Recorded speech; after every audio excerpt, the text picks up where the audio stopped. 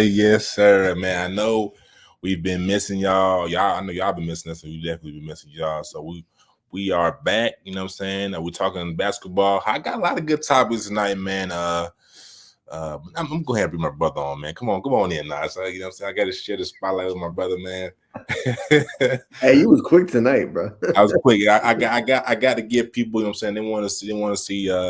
Trying to make this a colorism thing, but they want to see the brothers. So, I was trying to say light. I was trying to, you know, say you a little lighter shade and lighter hue than I am. So I was trying to say, I don't know, a Reese's cup, but we'll leave that alone. But before we get started, man, I want to just give the people some gems and you can tap in. But it's been a week. It's been a good week. I've been on my fasting.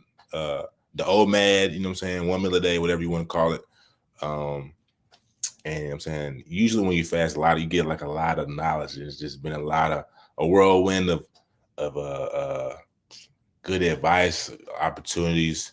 So the biggest thing I can just tell y'all, man, if you're going through anything, if you're a player or parent, whatever, going through anything personal, man, just take time to reflect, deprive. Like I said, fasting is very good. You know what I'm saying? If you're a Muslim doing the Ramadan, I'm not Muslim, but it is, or just ended or just came in, whatever. But you know what I'm saying, just continue to keep going. Keep the faith alive. And when you get a no, don't take it as a no. It just means a new opportunity. Got that from Wallow 267. So that's big, man. But do you want to shed any light or add anything before we hop into the show, brother? Yeah, I would say I know some people that they'll stay like, where they're at or in their inner circle. I would say if you have the whereabouts and you have the funds to see the world. I know it could be scary. I'm just saying take that leap of faith sometimes and just see a new experience, see something new. It definitely change your outlook on life. And how you see everything. Because obviously when you come back to your routine, it's different. You're locked in, you're doing your thing. But when you can see something different, a different culture, a different way of life, it really, really helps you out a lot. And I think you see Eastern cultures do that a lot, especially, in Japan, China, over in Thailand, whatever you want to say. So I would tell anybody, I know players sometimes it's more difficult because, from situations you come from, I'm saying, things like that. But if you're able to get that money, just do better for others, and just be able to see the world, see something new, get a new experience. It's going to forever change your outlook. It's something you're going to always covet and remember. And I can relate to it because I traveled for the first time outside of the country and I have a different outlook on life, for sure. So I would tell anybody to travel if you can, if you got the means to do it. And it don't have to be anything crazy. It could be taking a trip to the Bahamas. It could be going on a cruise, going to a new state. Like, that's what I mean by travel. Because sometimes you don't have the means. Just get a new experience. Don't just stay in your inner bubble of the city that you were born in, you're from. See something new and you'll have a different perspective. So I just challenge anybody that's watching the show to do that when you have time. I know you have work, life, you have personal life. When you do have time and that funds to do so, definitely do that. And you went down there by yourself, brother. That's I went with a couple buddies. Yeah, I went with a couple buddies when I went. Two friends. I see. He has some muscle. Yeah, but I did travel around for about 2 or 3 hours by myself. So tough in a foreign country. So, and my brother ran to some Boricuas. No, that's Puerto Rico. Dominicanas. So what is it? Dominicanas. So why is it? Why is it the Boricuas in Puerto Rico and Dominicanas? So that's native to their culture. Right. So Dominican Republic, Republicana Dominicana is related to Dominicans, so Dominicanas, and then Boricua is native to obviously Puerto Rico. You know what I'm saying? Same thing with like Tu eres una paisa, like that's related to Colombia. You know what I'm saying? I think specifically Medellin. Right. Yeah, so every culture, kind of how we have ways we identify, they have ways they identify that's native to their culture. Gentlemen, and a national scholar here, ladies and gentlemen.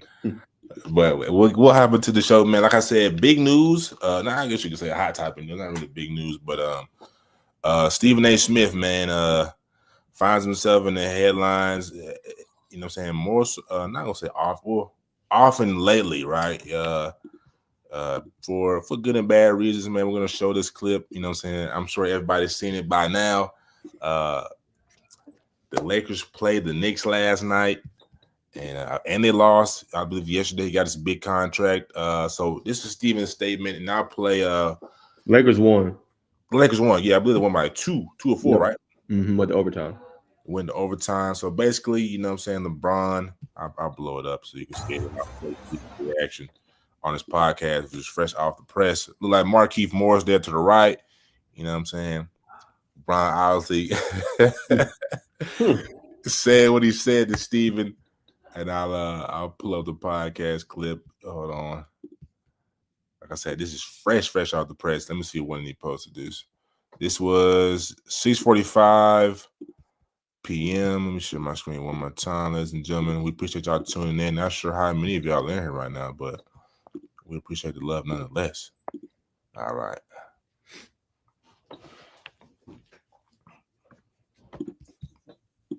To bed. Let me just put to bed a couple of things that have been reported that are false. People was talking about LeBron called me out my name, or somebody I saw somebody said he called me a bitch. Somebody said he called me a punk and all this. None of that is true. He was fiery. He approached me during the game and he said, "Stop effing with my son. That's my effing son. Stop effing with my son." I said, "What? Nah, man, straight up, man to man. Real talk. Stop effing with my son." And I saw how furious he was. And I said, "We can talk about it later." "Nah, F that. Stop effing with my son. That's my son. That's my son." I said, "All right, dog. Fine." And he walked away. That's all he said. Let me. So, brother, after hearing that, and I'm sure I know Not you, what he said on ESPN today, by the way. what do you say on ESPN? I saw that, but I forgot. He just didn't go into detail. Didn't go into that kind of detail. Yeah. He basically was like, we had an encounter. So and so is regarding his son. He kept it real. You know what I'm saying? Obviously professional. I would say. I wouldn't say that's not professional. I just think he was more transparent and genuine in that clip. My thoughts. I mean, it come with the territory, bro. In that mode, like LeBron's just defending his son, right? I mean, you would want any father to do that. You know what I'm saying? I wouldn't say LeBron's in the wrong. You know what I'm saying? He's probably heard enough, and I know how he feels. But it's tough. I mean, look, he's LeBron's son, so he's going to always be criticized. And Stephen, they got like he got motion. I mean, he got a lot of things behind his name. So, he can really move different things. That's not to say that he can get a player on the team, but what he says really, I don't want to say matters, but it's important to people. You know what I'm saying? Yeah. So when he got that national platform and First Take is one of the top shows, talk shows in the country. You definitely have to be careful. And I think it was a clip back in January. He was talking about it. And he was like, we shouldn't be doing Bronny like this, and, he shouldn't be playing, NBA. And it's, kind of referring a little bit to like nepotism a little bit. But I feel LeBron at that point, he was just being a dad. And he was just like, yo, just, leave my son out of it, just, you talk about me, talk about ball, you know what I'm saying, whatever. And I feel him though, you know what I'm saying? When that's your son, that's your kid, you know what I'm saying? You don't want nobody bad mouthing him. So LeBron wasn't wrong. He did what he needed to do. At the same time, as a journalist, it's tough because kind of to what Barkley said yesterday, not to bring up that point with him and Perk going against each other, but ESPN, they do, and some of those big platforms, they do talk a lot about the Lakers and the Warriors. You know what I'm saying? And I get it. It's because they're giving us so much prime stuff to talk about. When you think about Steph, you think about LeBron, Lakers, like they're just exciting to watch, and they keep your eyelids just on the TV screen. But I think that's also another part too, where they gotta kind of divvy it up a little bit. Like you could talk about the Lakers. I know that's gonna bring headlines, but at the same time, as kind of Chuck was saying, talk about Cleveland, the season they have, and they're number one seed. They could potentially contend for a title, or OKC. You know what I'm saying? So I think sometimes those topics come up that don't necessarily need to about Bronny and his son. And it could be talking about other things. So I get what LeBron is talking about. So I believe at the same time, I mean, obviously Stephen A was doing his job, but he should also be like, hey, you know what? I don't really want to touch this topic no more. You know what I'm saying? We talked about it. They had their moment early on in the beginning of the season. Hey, that's it. If he does something good, hey, maybe we'll talk about it. But I don't want to be overly critical when this kid has a bad game. You know what I'm saying? That's not fair. So I feel like it's a kind of a sword, in a sense. I would say Bacon, like, kind of tough to say, Yeah, I get what you're saying, man. It's hard to say. It's tough being a journalist, but you gotta you got to wear a lot of hats, man. You got to wear the critique hat, but if for this specific situation, you got to wear that human hat. That you know what I'm saying. Bronny probably should still be at USC. Didn't really, only average like over 3 or 4 points, heart condition. Obviously, we know what's going on. You know what I'm saying? Brian brought him up there. He believed in the son. So knowing all these context clues, you just got to, I'm not gonna say tread lightly, call it as it is, but understand the whole story. But to the whole Stephen A thing, man, aside from sports, I see him tapping into politics. I think that's a good move for him. I was telling one of my good friends, I said, man, Stephen is perfect. I even get some presidency bids. You know what I'm saying? I don't. That's we'll say that's conversation for another day. But I do. I think Stephen A is perfect for the political spotlight. I don't know if he should go on. I mean, he definitely's already made some appearances on CNN. I think Fox, maybe CNBC or MSNBC. But I think he's perfect for it. I like how he's kind of touching everything, diversifying himself. So what I'm saying, do you think so? Yeah, as a journalist, that's the reason why you go and get the journalistic degree, right? You don't want to be necessarily predicated in one genre and field. You want to be versatile, right? You want to be able to do a whole bunch of different things. And I think Stephen A. is just tapping into his journalistic acumen and wanting to try to venture something new. Now, some people say, "Oh, he just needs to stick with what he knows," but that's not being a journalist. Journalist, you have to wear, to your point, Bacon, so many different hats. You know what I'm saying? So like, yeah, because that's an avenue he wants to explore. Cool. He probably could be on the campaign trail, you know what I'm saying, potentially in the next few years. And I think there's something in his contract, his new contract with ESPN that says that potentially, like, if he wants to leave or venture into other things, he can. You know what I'm saying? So yeah, if you're a journalist, I don't think I would. I don't really care for politics. Obviously, you need to know your laws and basically, things that are being passed for sure. But Yeah. I don't have interest in it. I've always loved the sports aspect of it. Yeah. Maybe that'll change in a few years, but I just don't see it for me. Like, sports is kind of what I like to do. I don't really like news either. But yeah, sports has always been my passion. But like I say, he's tapping into his acumen, so he wants to do something different. Yeah, I don't fault him for it. 100%, man. So as we saw, it got crazy, and now what is it? Crypto.com arena. Got some more Lakers news. 10 years ago, or 15 years ago today, the classic Stone Cold. Oh, God, hold on, but let me. I have a bad habit of leaving my messages up. But 15 years ago today, the Stone Cold Kobe face reaction to Matt Barnes, you know what I'm saying, pump faking him, and just had to bring this up, you know what I'm saying, everybody. When the month of April 428 or whatever 124, when it comes around, it's been what, 4-5 years now. Wow. And like when those days come around, it hits the same as if it was the first day. So what I'm saying, you have anything to say on this? I don't really have too much to say. I just want, you know what I'm saying, to bring it up. You know what I'm saying? I thought it's obviously an iconic moment. Yeah, it just relates to warrior mentality that he always had. Everybody wants this, Mamba mentality, but he was just different. And I think you see it in that clip. He never flinched. I think Matt Barnes was trying him there, and Kobe was so locked in, you couldn't psych him out. And that's just the type of competitor that he was. I feel like that's what's missing in their game sometimes. You know what I'm saying? Not all players, but the vast majority. And Kobe was a player, 82 games. He's gonna give it all. Torn Achilles, shoot the 2 free throws. You know what I'm saying? He was just a different type of guy, and I think he really left the game in a better place. Humbly, you know what I'm saying? So, yeah, I think it's always cool to just reflect on just the type of player he was, and basically in love with greatness, man. And I think he was one of the best to ever do it. Nah, I agree. How crazy is he? Because we went to Peach Jam last year, and you know what I'm saying, I saw Matt Barnes even walk right by Matt Barnes.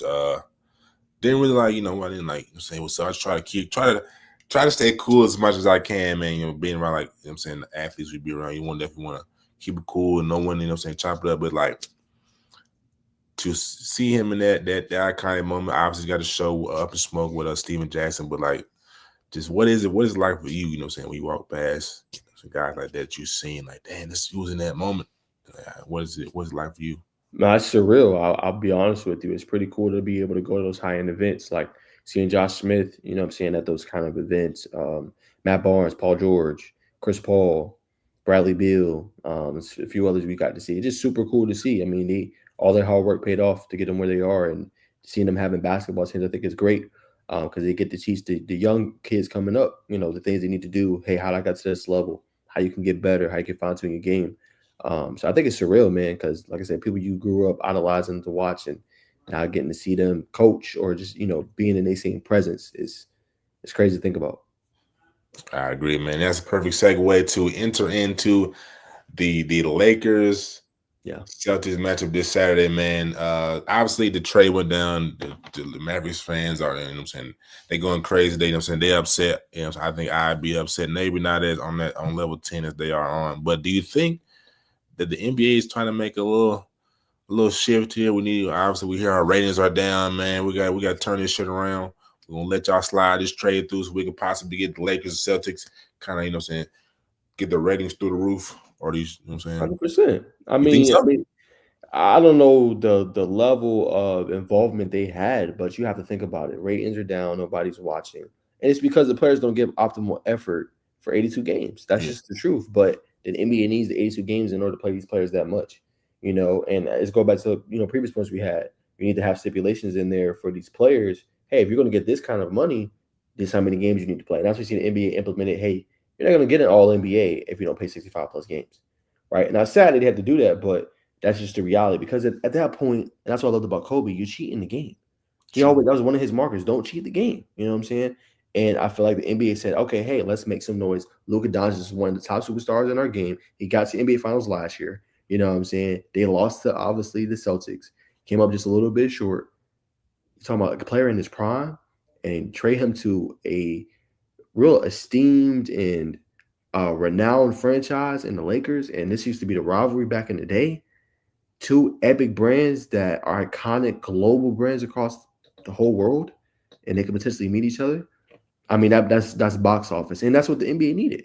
They needed a box office potential matchup.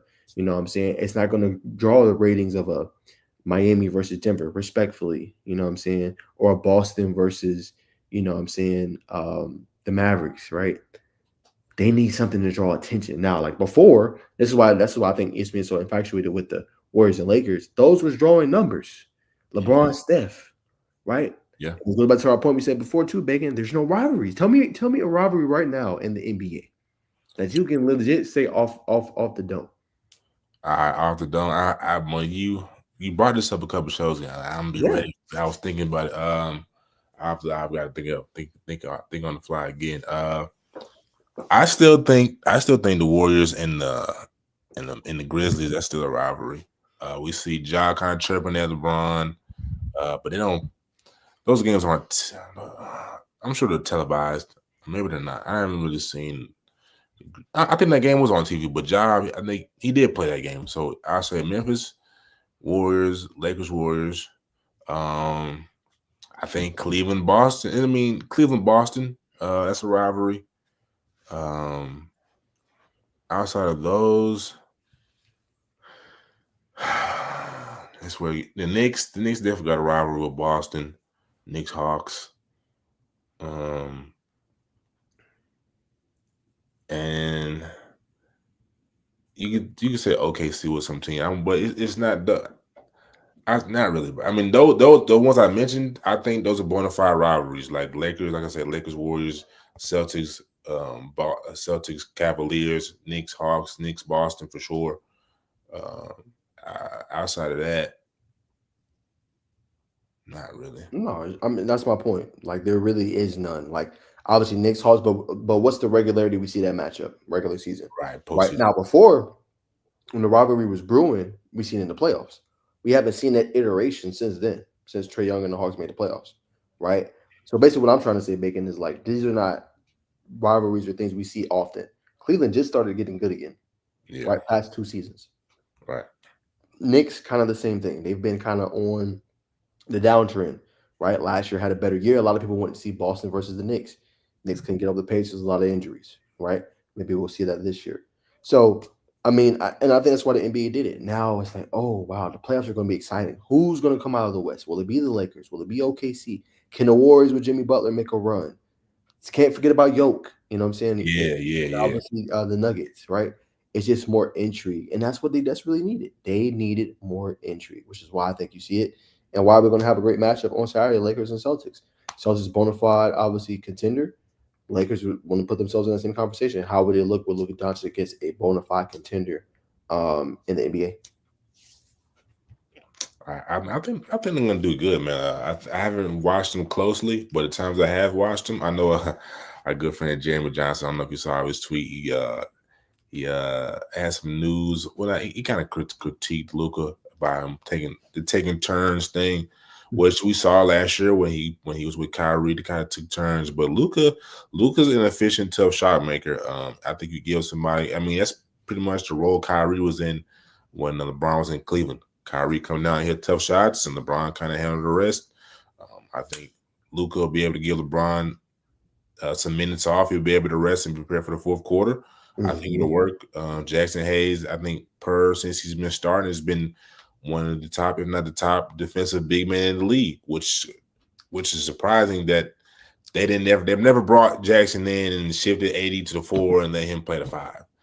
So I mean, that doesn't make sense. That's a head scratcher for me. But I think the Lakers,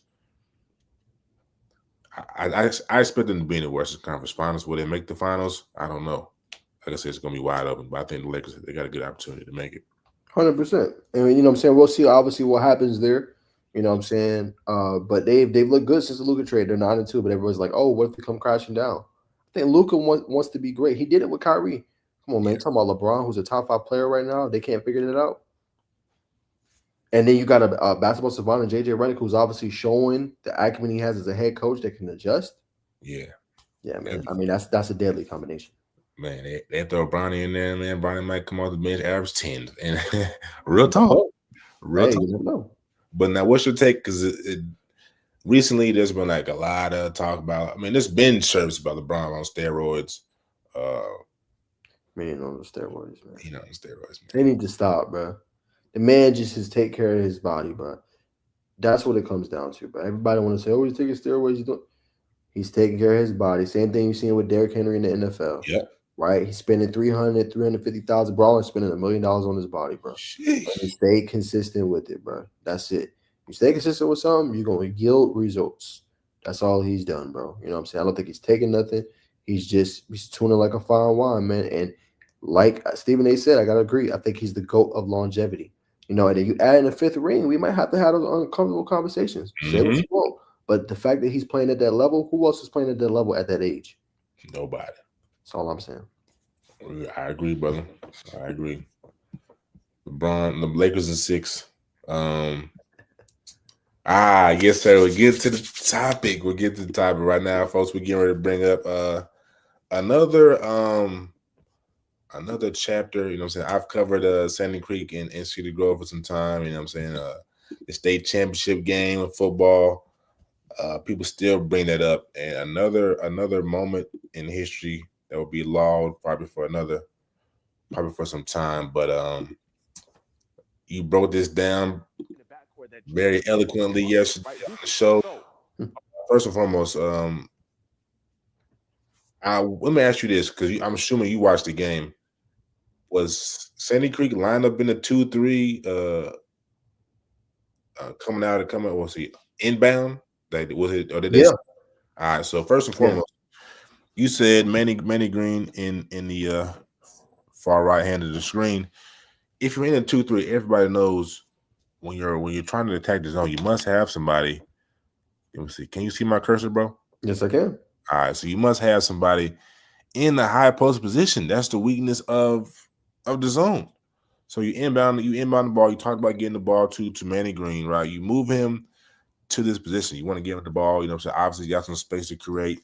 6.3 seconds. Inbound the ball here. Now he's got an option. Now the big here is going to have to come. Or this, you know what I'm saying? Shifting everybody to the right side. Probably not the best thing. It's like you're trying to run some type of man action. Run some screens, but like I said, move man into the center, make them collapse. Now you're freeing up probably this area, maybe a short corner. So That's my thing. So definitely, I let Okay, it obviously play. you see if you break it down to 2-3, which obviously they're going to transition to. Yeah. All you have to do here, him over the middle, Craig. That's going to open up Come on, brother. that action. Amari Latimer is right there, right? So it was bad because they threw it all the way in the backcourt that drew more time off the clock, right? Do an easy pass to Yusuf Boy, who's hit down the shot before. It's not a bad shot. He's hit that shot, go, and you have him all day. He's either going to inside. That's exactly what you said, right? Hmm? That's crazy, bro. But like I said, man, just just gotta execute better, man. Kudos to Amari Latimer. You know what I'm saying? Got the MVP of the game. From what I heard, I talked to a source. Pretty much locking down. Was pretty much just dogging the boys out there, man. I haven't watched it, but just what I heard. But like I said, it equates to coaching here, and that's no slight to the City Grove coaching staff. But obviously, the center point is the weak spot of the zone, brother. So you know what I'm saying, from you've had the opportunity to sit on it now.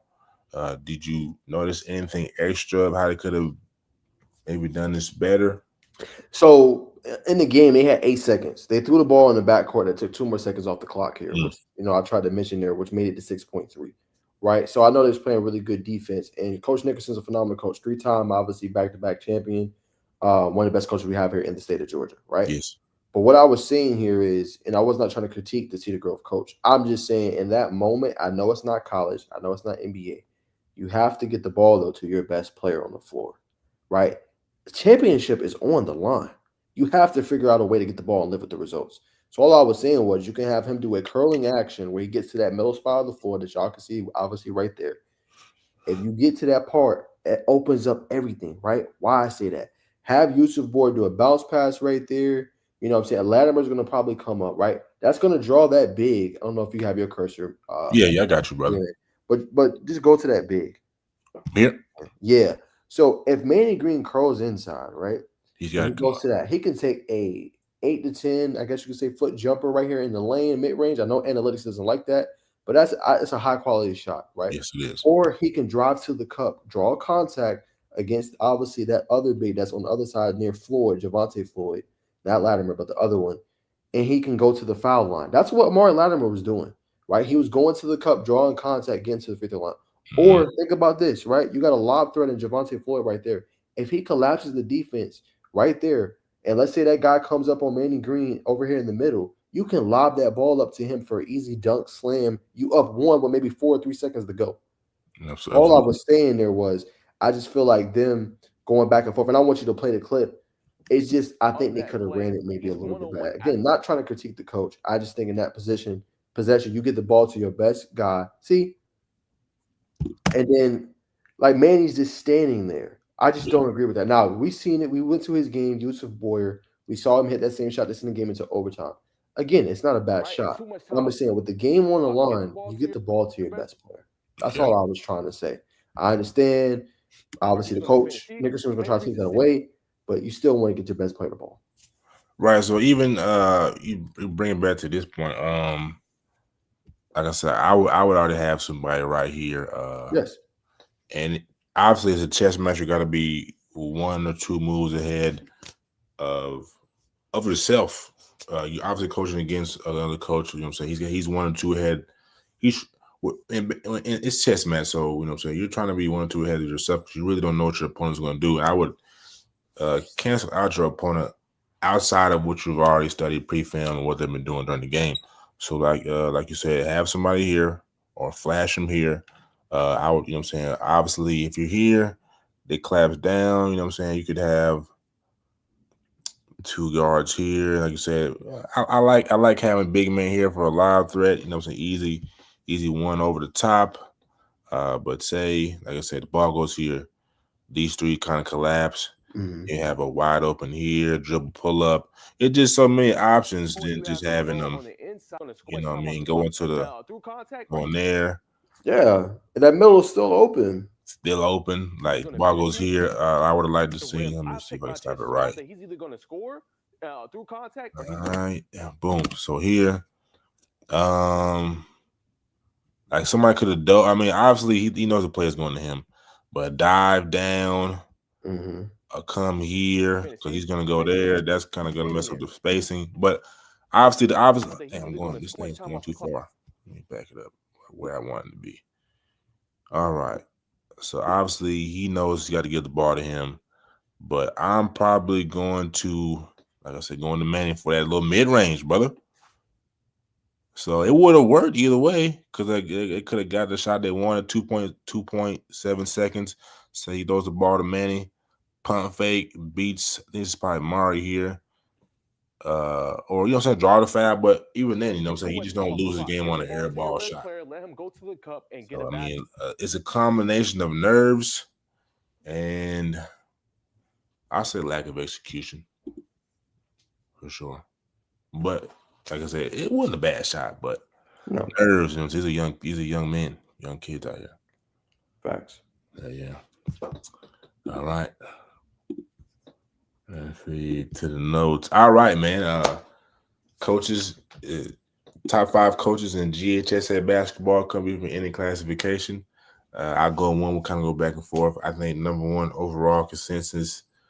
I know Coach Sharman White lost to North Oconee, but I think I'm still gonna put Coach Sharman White at number 1. And I understand if you want to go Coach Ross, but so who you got at number 1? Yeah, I mean, I think you still would just how long he's been doing it, the state championships he's won. I think Coach White would definitely be a good pick. All right, number 2. Number 2, Coach not Coach Washington. Wheeler's head coach. Larry Thompson. Larry Thompson, number 2 for sure. He's pretty good. I like him. He's definitely in my top 5. I would go Coach Nickerson too, though.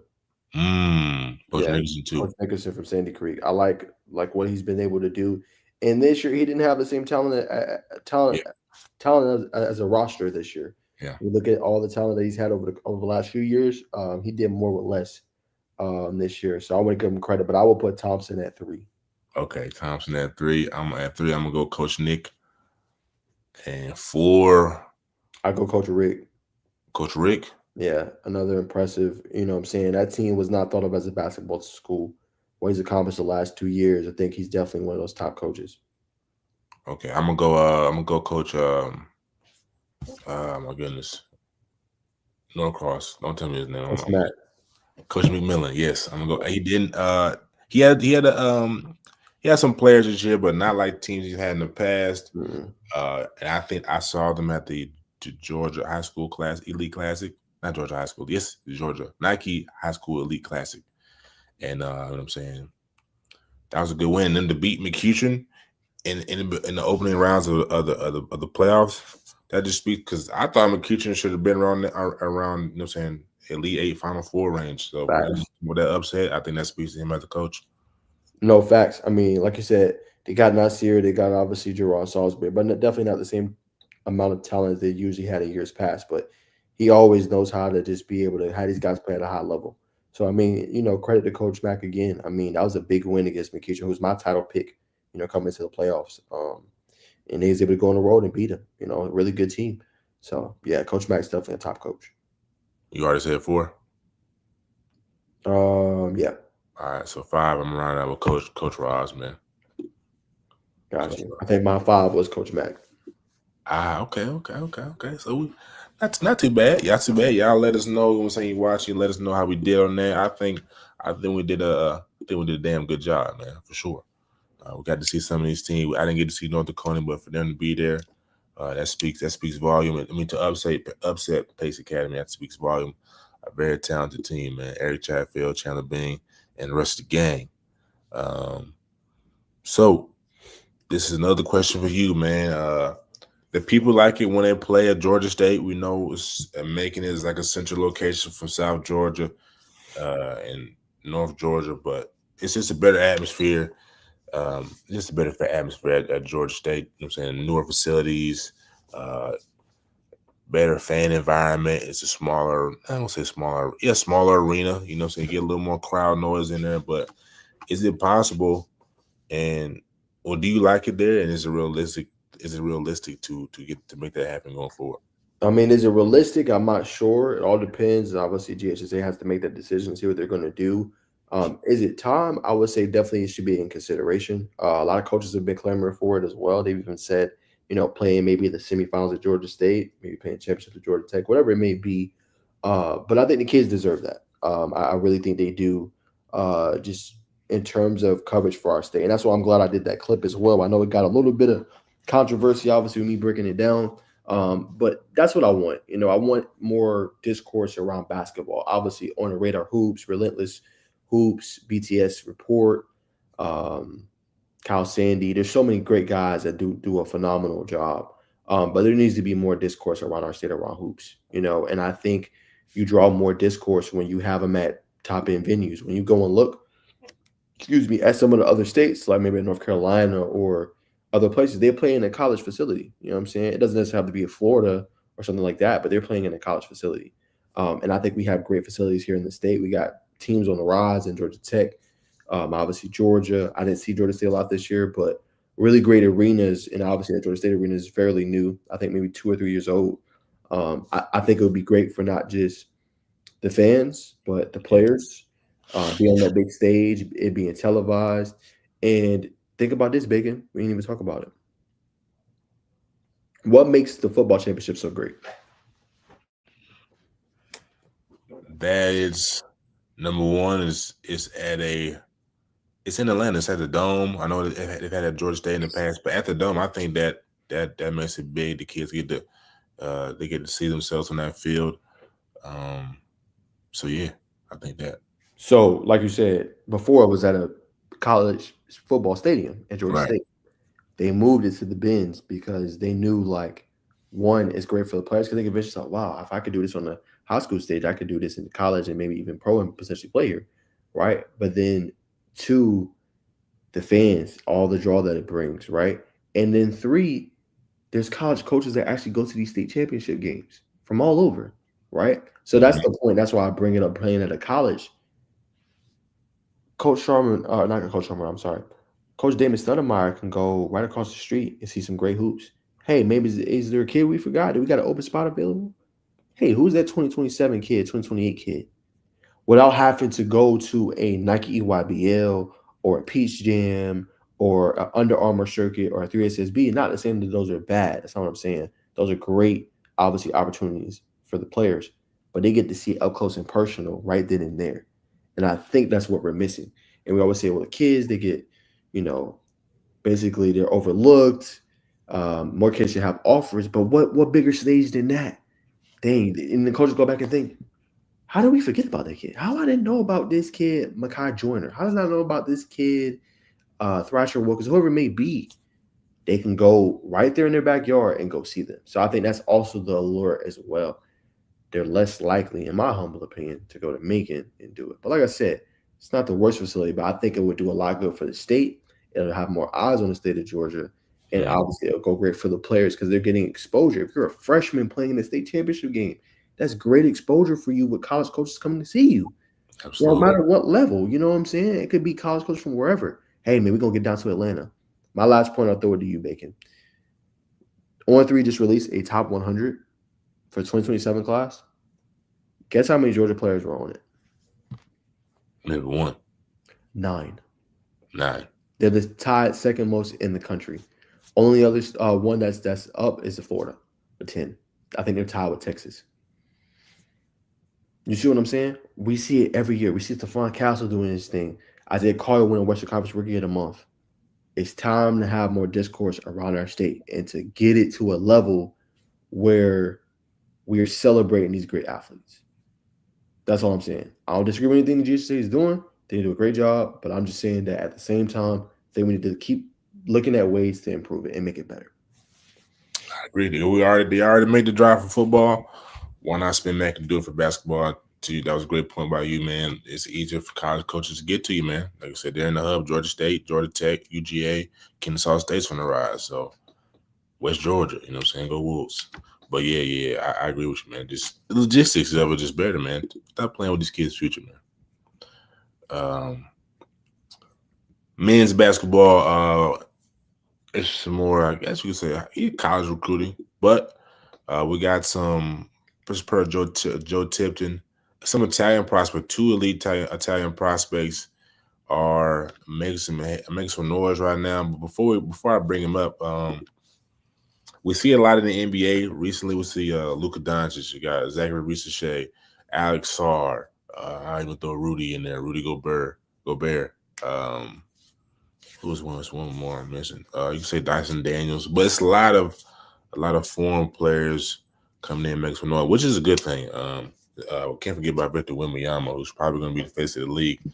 But with this coming in, man, do you think we'll see a day where Euro or international players will outnumber or dominate the superstar market in the NBA? They're dominating now. I don't know about outnumbered, but they're dominating now. Luka Doncic, Nikola Jokic, Yeah. Wemby. You know what I'm saying? Trying to think of more. I mean, yeah. I mean, it's prevalent now. You know what I'm saying? I think it's only going to get more. Yeah, You know what I'm saying? They like how they play. They like the team element. They like how loyal they are, usually to franchises. yeah. And they're exciting to watch. You know what I'm saying? That's what it comes down to. They're exciting to watch. So I think it's going to only continue to proliferate and increase. Is it good for the sport? I don't know, because this is an American sport. Basketball obviously is more global now. Got to credit NBA for the global initiatives. Yep, shout out David Stern. Yeah, David Stern and everything. So I'm not sure. You know what I'm saying? I don't know if it's good or bad for the game. I mean, you got guys like I love Luca. Like, you know what I'm saying? I think he's a great player. I have his jersey, his Mavericks jersey way back in the day when I bought it. So I think they could definitely captivate the sport. It's just it's gonna be harder for, American players. You're gonna have to be able to beat different competitions. So that one-on-one basketball, as you always say, Bacon, it's not gonna always work. You're gonna have to be able to know how to play with a team. And you're gonna have to be able to how to know to make others around you better. It can't just be me, me, me. You know what I'm saying? I think that's the biggest thing. The talent's not lacking. I think we still have a good developmental system. It's just the AU, other stuff is going to have to change where it is helping the players develop at a level to the same degree that the overseas players, European players, whoever are developing. So let me get this straight. You bought a Luka Doncic jersey over a Jalen Brunson, over a Kyrie Irving, over a John Morant. Yes, like now lately I've been thinking about getting a like an Anthony Edwards, but Oh, it's just I like how he plays the game. Like he's not an MJ, but his mentality is just different. yeah, it's a You know what dog. I'm saying? And Luka's a dude that will go at you. I just call me an old soul. I just like the way he plays basketball. I like the way Ant plays basketball. I've thought about John Morant jersey. I ain't gonna lie to you, but Luka is so captivating and fun to watch. My favorite player ever, it used to be D Wade. My favorite player ever is Steph Curry. You know, yeah, my favorite player ever is Steph Curry. Now a lot of people come for him saying, "Oh, he ruined the game," but ain't nobody tell all y'all to take all them damn threes. You know what Now I'm when you saying? shooting 15 for 19 from the three, bro. No, you know what I'm saying? He is a special generational talent. You know what Yeah. I'm saying? That's what makes him different. And everybody tried to. It's just a copycat league. Same with the NFL, any league. Copycat world. Whoever's doing something, yeah, copycat world. Whoever's doing something great. Okay, let me steal that, or let me take a piece of that, add it to mine. And that's all that happened with Steph. You know what I'm saying? And all these kids think they can shoot the ball out of the parking lot. Not everybody can do that. But I think it's just you're going to see more players. And think about this: they're going to have players there to look up to. Like Wemby is going to be a role model for kids over there. Yeah. Luka Doncic, kids over in Slovenia. You know what I'm saying? Jokic. Hey, you ain't gotta be that athletic. You can still be effective. I think that's the cool part because before it used to be you gotta be athletic, you gotta be able to slash. Steph and several others made it to where you can affect the games in different ways without having to be so super athletic in order to be great. He's an elite shooter. You know what I'm saying? Elite player. Should be in obviously top GOAT conversations, right? Yeah. Jokic probably would say not in the best shape. He still affects the game. Doncic affects the game. Like so, I think it's just the start. It's only going to keep getting more. So you brought up the AAU scene, man. Like what? Because we've seen it at a intermediate, moderate, or intermediate and high level. From analyzing it, I think on the EYBL circuit, I think they play team ball. I mean, there's times where those guys will take over, like Mika.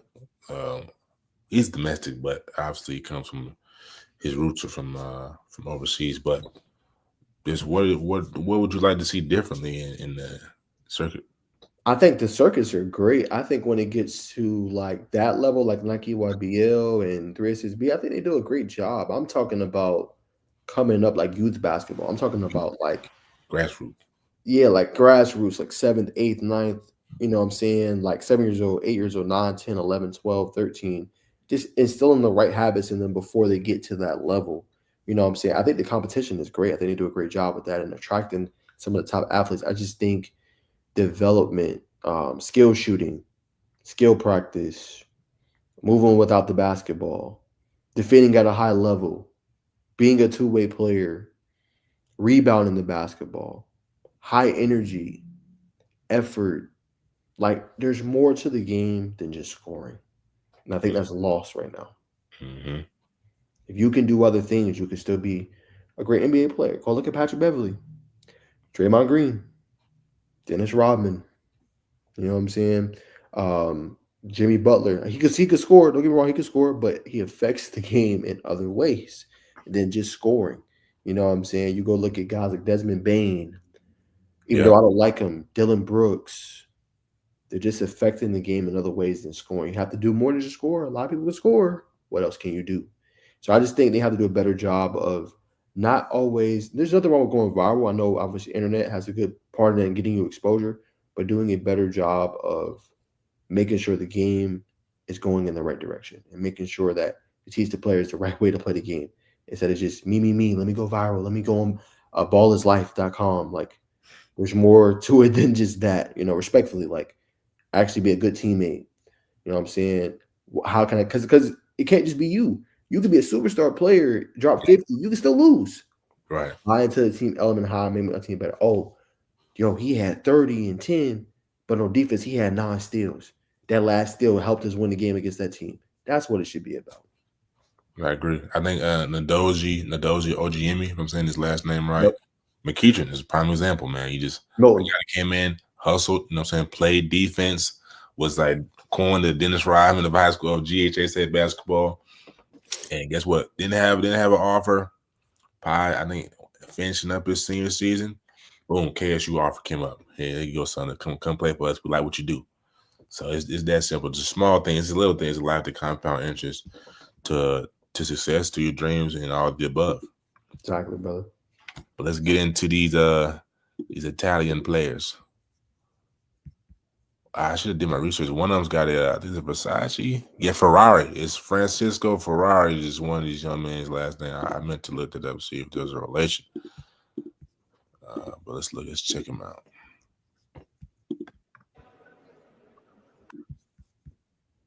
All right, good. We tapped in.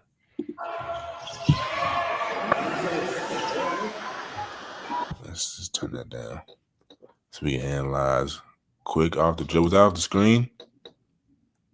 Yeah, a little screen action, quick, athletic. That's a nice dunk.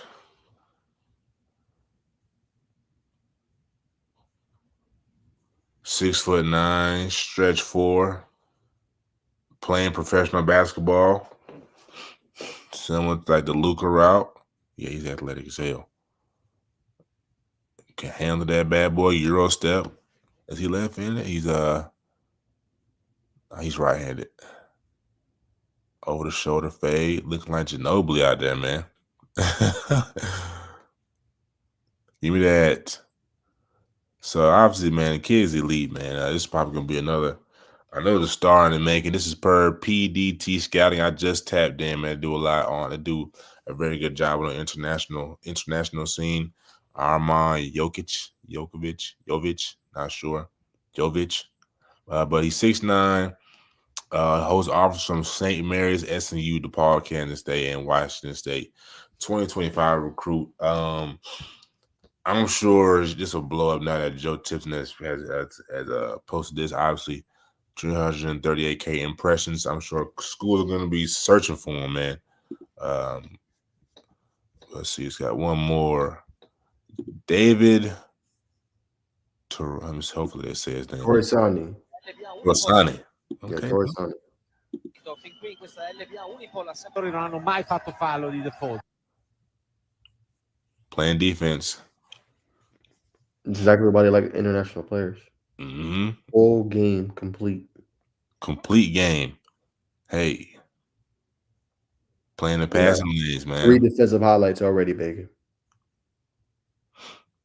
Split the double behind the Mm, back pass. mm, Oh my goodness, mm, he can play. This is where I can see his accurate Ricochet being. mm.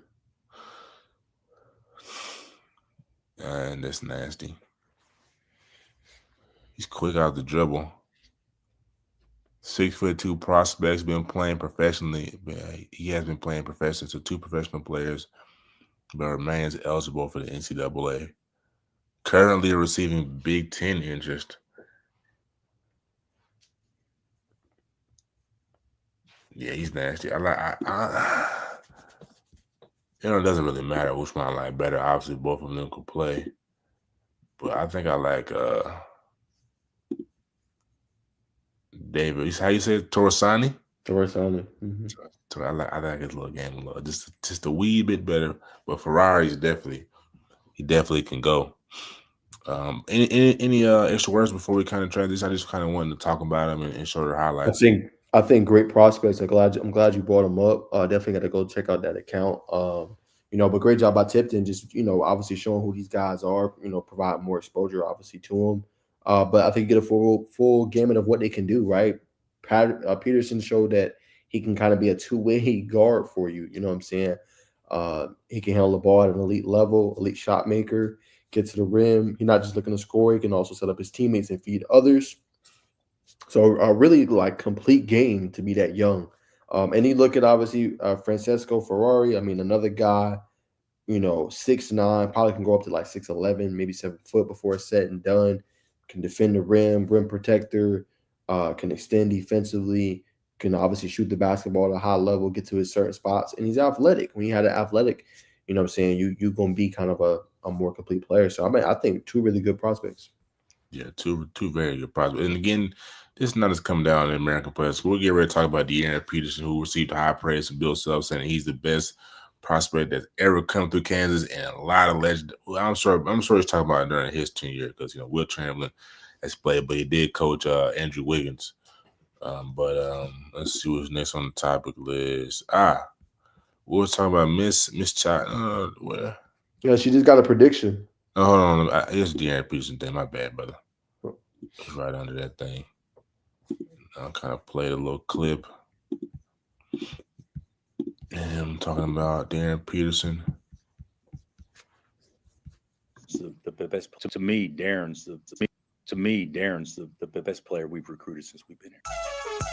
Oh, man. Shout out to OST, man. He definitely made this, or made this clip, made it. But I put this on mute so we can check out the highlights. But another athletic guard, man, probably like 6'5", 6'6", 6'7", potentially 6'8", probably when he gets done growing. But he's got I really want to say Kobe, bro. Like a Kobe-esque game.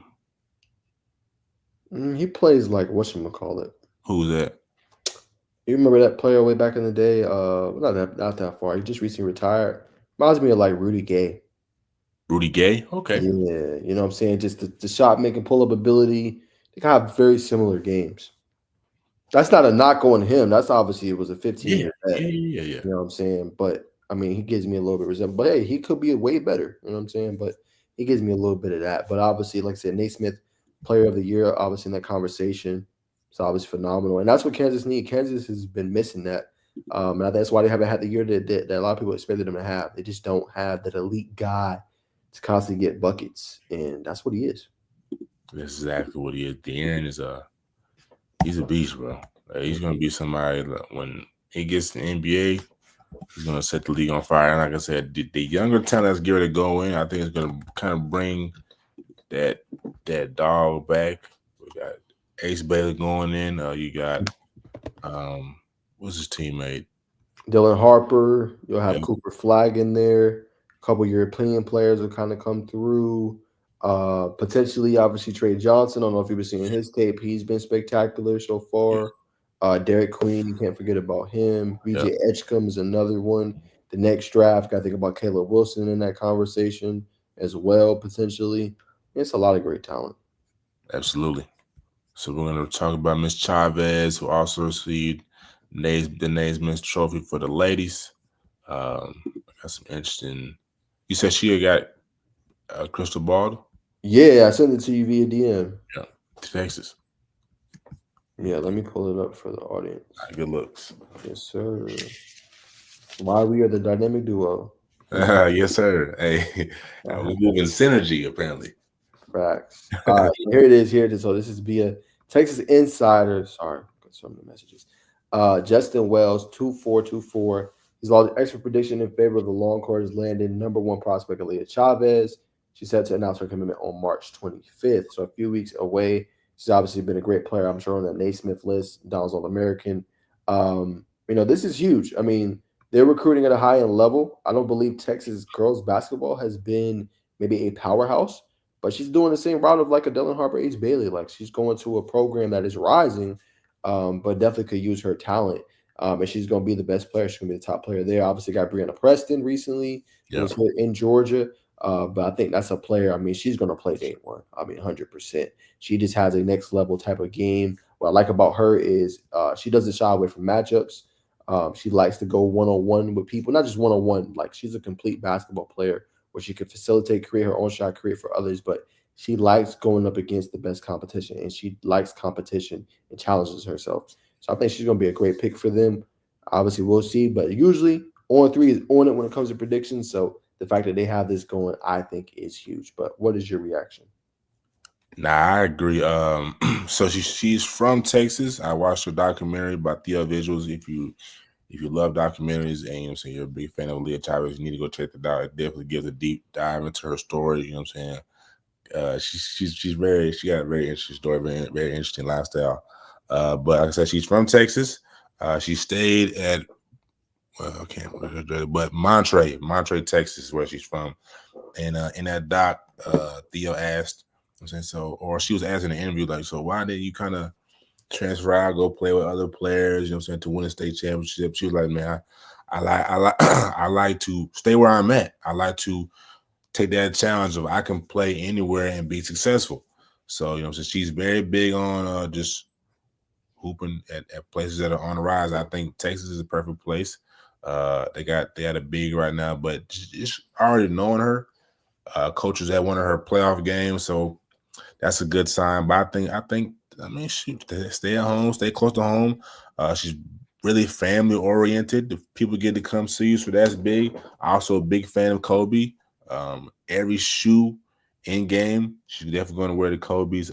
Interesting fact, obviously she started playing basketball at a young age, but she got kind of discovered at a Texas Tech camp by Coach Chris Beard, who's now the coach at Mississippi State, was the head coach at Texas Tech at the time, and she was playing with boys.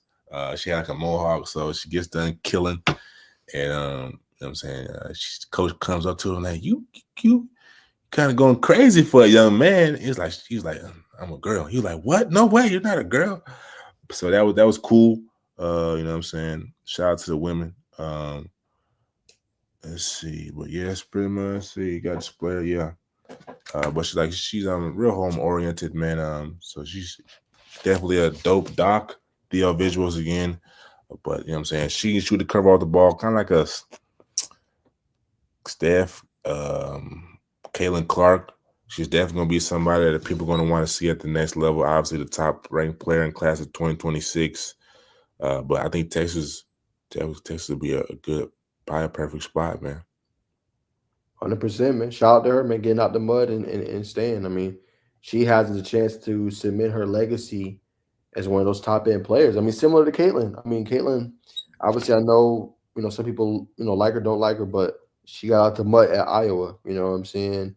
And again, a program that before her was not known as a program on the upper echelon of college basketball, right? We always think of the Notre Dames, South Carolinas of the world, obviously, USC's, in their heyday and what they were doing, UConn's, Baylor's, yeah, in Iowa. So again, that only is going to cement your moxie, your obviously, what I'm saying, your status as one of those top end players. Absolutely. And she also has a younger sister too. So stay tuned for her. You know what I'm saying? She's training right now. So you know what I'm saying? Definitely stay tuned for her. But definitely go check out that doc. It's definitely dope. And I believe they're gonna come out with some more episodes because they got game footage of her. So you know what I'm saying? Theo visuals for sure. And I met him at Peach Jam. Real cool, chill dude. He was like, yeah, man, I had trouble getting here at Peach. So you know, so he definitely be on the grind. So definitely a big. I know I said his name like 5 times, but definitely shout out to Theo visuals, man. All right. And before we get out of here, man, we got some film breakdowns. We're gonna look at Lil DeWitt of Marietta. We looked at her before. I believe this is her game. My Friday game. She had 25.7 rebounds, 2 blocks, and 2 assists. So I will share my screen and we will check her out, man. Killer 2028 guard. Let me know when I'm up. You're up, buddy. All right.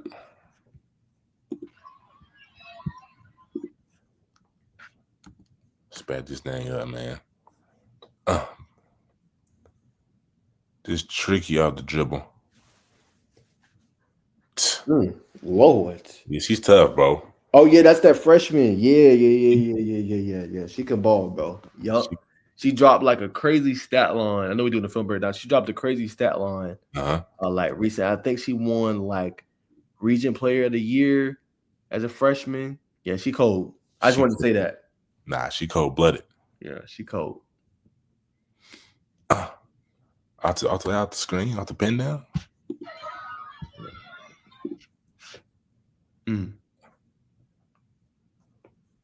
This is good. This nice shooting motion, shooting form right there, catch and shoot. I mean, that's deep. Steph range. 30, bro. I mean, that's just hours of practice, bro. Yeah, she's definitely putting that time, that confidence, no emotion. Right here to the right, going through the contact don't matter. Oh, come on, man. What she do right there? Come on, man. Behind the back, hesitation. Froze her with the hezzy. Froze her. She was in quicksand on that one, man. That's she different right here. Wide open, deep.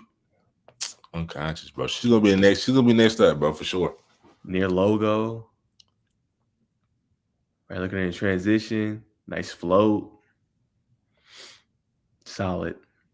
And she be playing deep. I don't know if any defense highlights her in this, but she definitely knows how to play the pass lane. Nice bounce pass right there.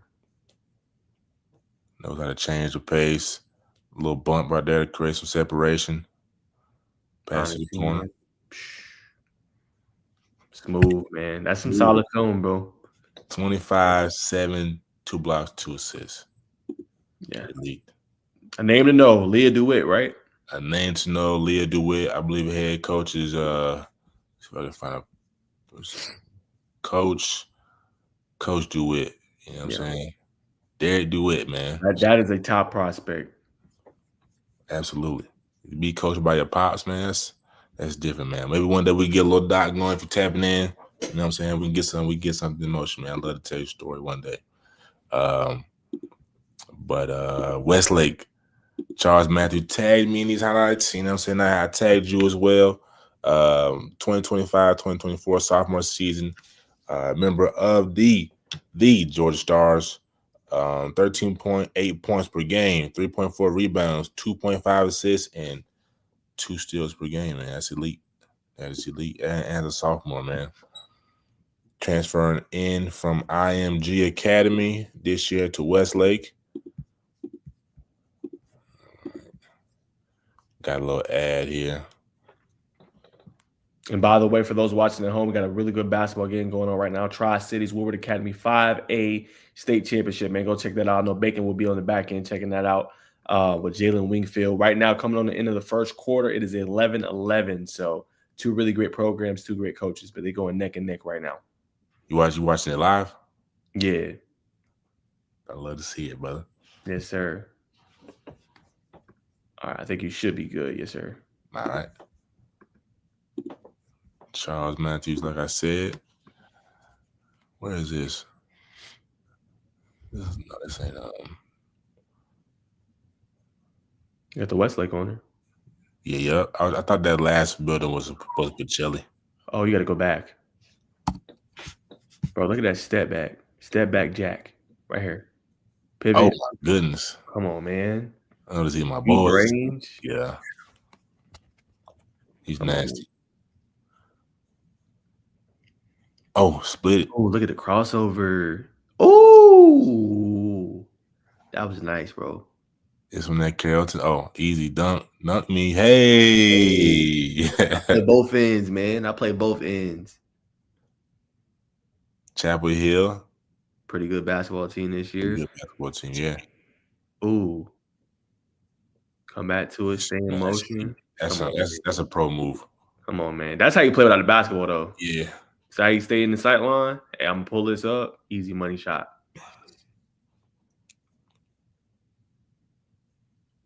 Spin. Oh, what was that? That was a spin? Yeah, look at it. Yeah, that's creativity with the basketball. You can't coach that. That's just body control. Easy. Yeah, he's a pro. Full dribble pull up.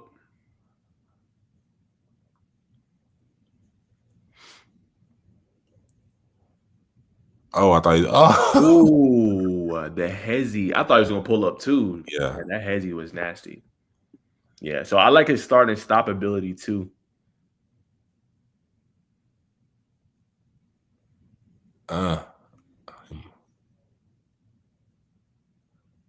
Okay, pump fake can go. Oof. His body control is tremendous. Come on, man. Epic body control right here. You're gonna leave me open. Doing on defense now. I don't know. Dribble pull up. Probably don't believe in his jumper. He's showing it though. But both y'all gonna sag off. Look, he pointing. There's nobody there, so why y'all sagging up? I guess here he's trying to communicate to pick him up, but yeah, he can't want let him shoot. no smoke. Can't let him shoot right here. Ooh, that's tough. Nice tough step back right there in his face. Cold blooded. That was nasty. You really can't really see that. He rocked him to sleep on the wing.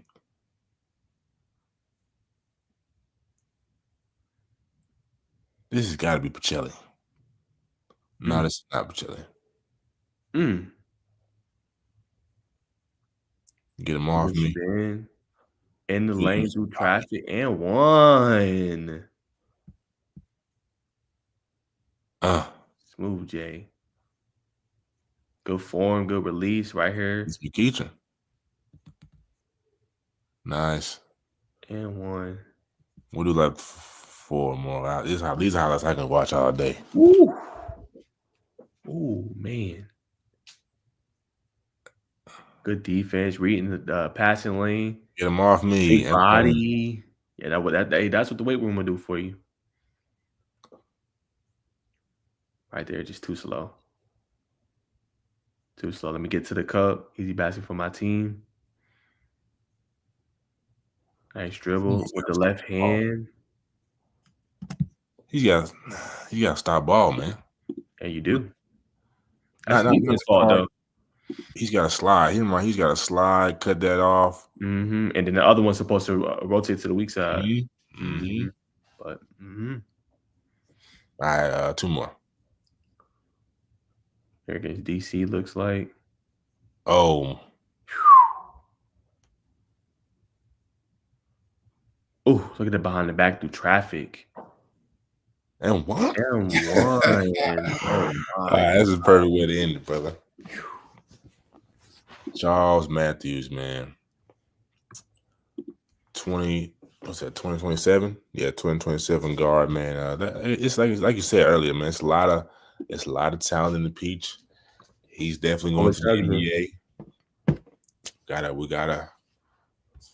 We gotta when the level of play rise, the level of coverage, the level of facilities we're in, it's gotta be compatible, man, or something gonna shake. Georgia and Atlanta's got a lot of motion, so but you gotta appreciate it, man, while it's here, because you never know what can happen. OTE's right down the street. Where the motion's at? Now I told you the programs here are going to only get better. Georgia State's going to get better. Kennesaw State's obviously going to get better. Georgia State's going to get better. Georgia's going to get better. West Georgia's going to get better. Yeah. Georgia Southern's going to get better. Mercer's going to get better. You know Yeah. what I'm saying? So you got all this array of talent. You just got to take a chance on it. You know what I'm saying? And I think we're seeing the guys that contribute at the next level. And to your point, all the guys here do a great job giving coverage. I just think for what we do, I think we can obviously help it even more, especially with things like this is the first time I've ever seen you do film breakdowns. But I think I've inspired you because we always do it on the football side of it. So I'm glad I have. And I think we need to do more of it. And that's why I did that clip. Like I could care less about somebody feels, oh, you shouldn't critique. It wasn't a critique. It was just to point out, like I've seen so much basketball. I've played it. I haven't played it on the elite level. I'm gonna go ahead and go out there and say that. But I've played it for years. I've watched it for years. I know a lot about basketball and I know how to beat a 2-3. My pops, so when we won a title, little league, like youth basketball, he taught me how to beat a 2-3 and different things like that. So I know a lot about the game and how to win. So just to that point, to your point, I just think we got to do better with exposure. And I think us doing these breakdowns for these kids, I think they're going to appreciate it. Just how they do them in football, man. They don't have anybody that's doing that for them. Everybody has their own coverage and how they do it with exposure. But I think ours will be obviously those film breakdowns, man, and highlighting them and the highlights and stuff. Absolutely. I'm getting ready to bring up one more.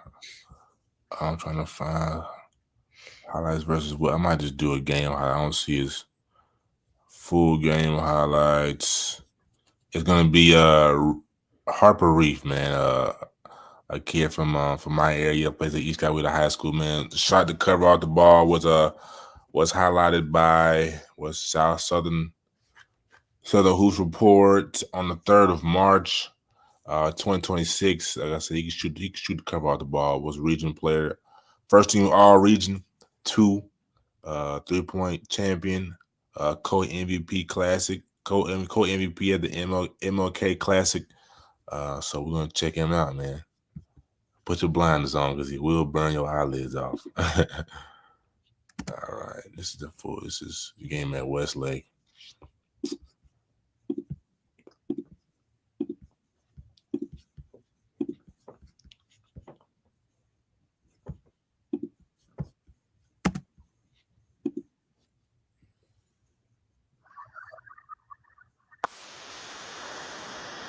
You froze, brother? My bad. I was froze.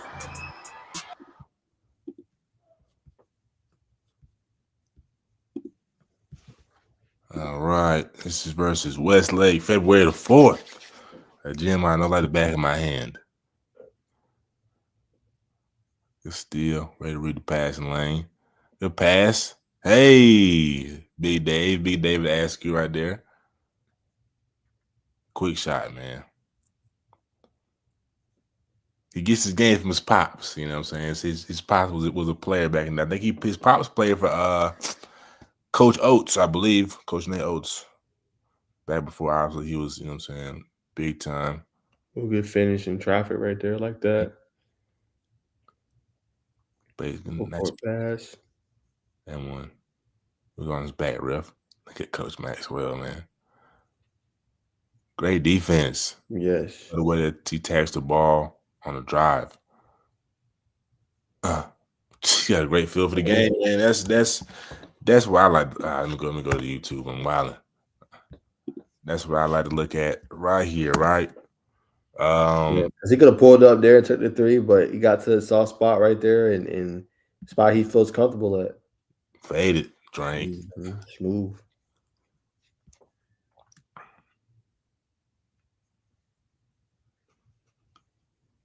This defense highlight. Come on, man. Telegraph the pass, gonna stare him down. All right, I'm gonna take it like Richard Sherman. Hey, That's nice.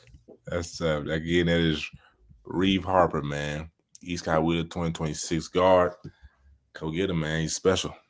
For sure. But before we get out of here, man, is there anything you wanna we actually for the people, man, we're doing some new things. We'll try to bring. We already shed light on the players, but we want to shed light on a young journalist who may be watching this or anybody who wants to get in this.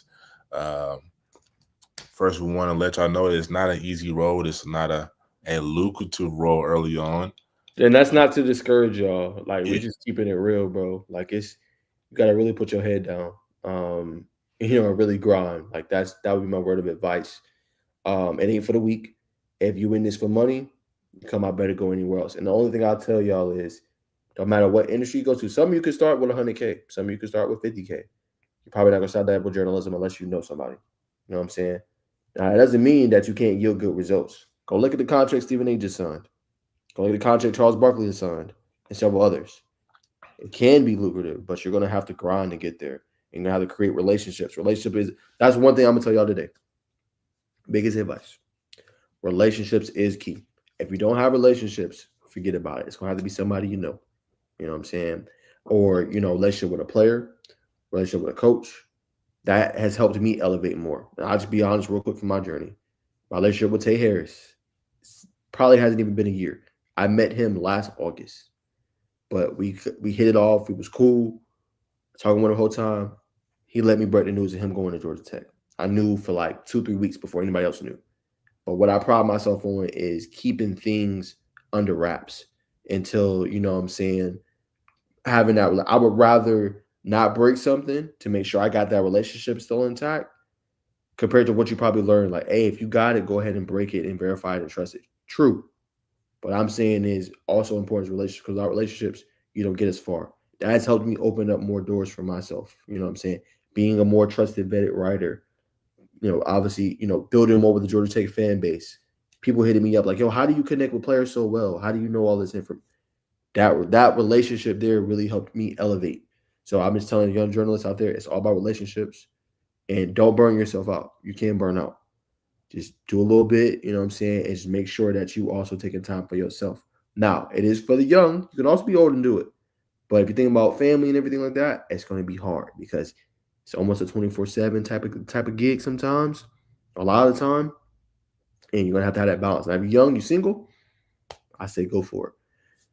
And then, work your way for 10 years or whatever it may be. Then you can start doing things like what Dan Patrick does, or Pat McAfee, or Shannon Sharp. You can grow it into a media company or a business or whatever, and you don't have to always be there in person, always report. You can take another, look at it. But my whole thing is relationships. Relationships is what's going to get you in the door. It's going to help you create big news, know things about relationship. Forget about it. I agree. And I'll touch on the side of YouTube, you know what I'm saying, the growing newer media side where, you know what I'm saying, the younger you are, the better. Like I talk about Nick in the Cut sometimes on this show, a guy that, you know what I'm saying, who took the path less traveled. But when he did this by like 2017, 2018, his parents like, you know what I'm saying, Nick Asian, you know what I'm saying, you know what type of household that is.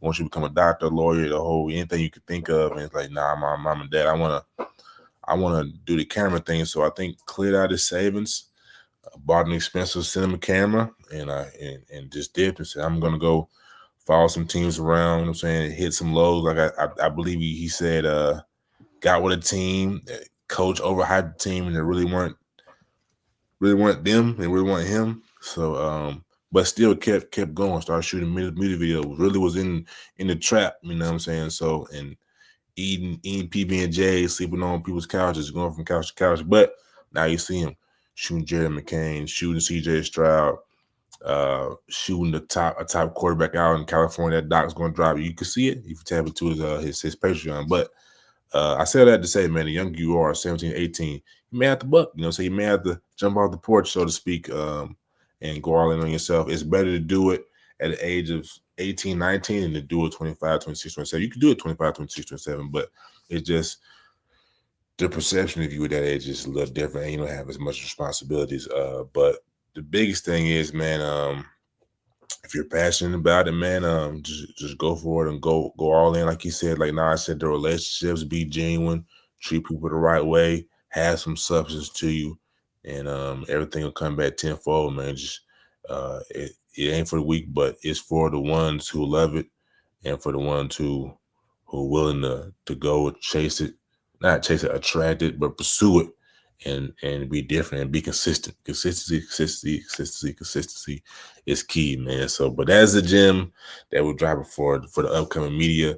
Like I said, it's definitely capable. We see people do it every day. I talked about Theo Visuals. I met him at Peach Jam. You know what I'm saying? I can't remember who was doing a doc on him, but doing a doc on Aaliyah Chavez, top 26 girl, man. So that could be you. You got to believe in it. Do it. Go through the bottom, go through the grind, go through the mud, go through the ebbs and flows. It's going to be all right. I think that's a perfect way to end. So, ladies and gentlemen, we appreciate y'all for tuning in with us. Let me see how many views we got in here today. Collectively, we got about 150, 160. You can say 167. So, man, we always appreciate y'all tapping in with us. We didn't see no comments today, man. So we want to see some more activity. We want to see some more comments. Definitely follow us. Here we go. Any thoughts on Georgia Tech commit Cal Faulkner? I think the kid's a stud, man. Just a dog, but now I have a little more insight on him. But I think he's a stud for sure. Yeah, as we wrap up, I mean, obviously he was a two-way player, man. We played with obviously at Lumpkin County, played quarterback. I mean, coming in, he'll probably be at a receiver. Obviously with Georgia Tech, it'll be interesting. I don't know if he'll see the field a lot this year, to be honest with you, because they're so deep at receiver. Dean Patterson, obviously Eric Winters, Malik Rutherford, Isaiah Canyon, Jamari Bright. They're going to be loaded. So I don't know if this year he'll see it, but it'll be interesting to see the role he carves out, maybe moving forward. But it might be a hard year for him to get on the field as a freshman. But definitely a great all-around player, athlete. Definitely won Region Player the year before. Phenomenal here in the state of Georgia, man. So he'll be an interesting one to continue to follow over the course of his career. Sure, that was the only one. That's it. How early did that comment come in? That was at 7:46. I mean, we were talking basketball. That was more of a football comment. Bring it in, bro. You know what I'm saying? They want to see that they want to see that comment live, man. When it come in, and we can go off topic for the viewers, man. We appreciate you tuning in. We got to super serve that niche. Like I said, ladies and gentlemen, we appreciate y'all tuning in. We'll be back on here Tuesday, Lord willing, or Wednesday, but definitely Tuesday, Thursday. We'll be committed to those days, ladies and gentlemen. Appreciate y'all tuning in. Like I said, man, go tap into that Woodward Academy Tri-Cities game. That's a massive game. That's a big time game. That's something that should be on TV. I mean, it is on TV, but you get what I'm saying. A bigger national. On DTV. Yes, sir. It is on TV. So excuse me, but I'm about to go hit the gym. I'm about to go run. I know Naj's gonna tap me, so I'm gonna catch the replay on YouTube, man. But thank y'all tuning in, and until next time, it's Just Sizzle News on the Just Sizzle News podcast. Peace and love.